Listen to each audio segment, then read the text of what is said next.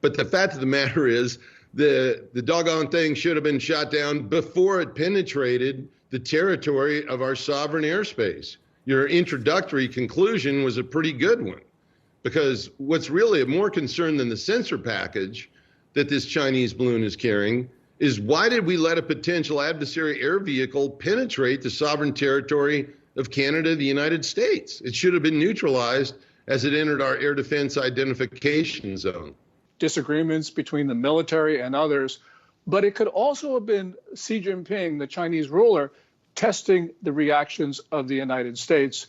And really, as General Deptula said, we should have shot this down, because by not doing that, we convinced the Chinese that we're incapable. They already believe that. That's been the propaganda line for more than 2 years from Beijing. It's been clear and consistent.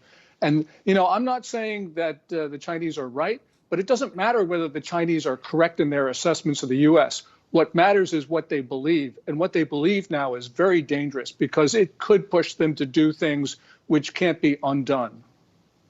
I think what I hear you say is that it was a test and we failed. I want to put on the screen, and I'll read to you an opinion piece from the Washington Post on exactly this issue that just caught my attention. Arthur Holland Michel, I think that's the pronunciation, wrote it. Quote, "If the Chinese stratospheric balloon spotted floating above a dozen miles above the northern United States is indeed a spy craft, as the Pentagon claims, it's hard to believe that it was meant to chart its course in secrecy.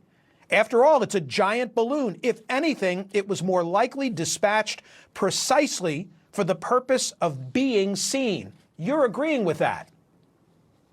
I think that's a real possibility, because as we've seen from what the Chinese have been saying, they try to tell the world that we're not able to defend ourselves, that we can't therefore defend them. And they especially say this in regard to Taiwan, but they say it in general.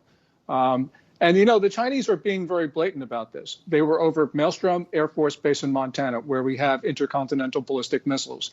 They went very near Whiteman Air Force Base, where we have our B-2s, which are strategic bombers.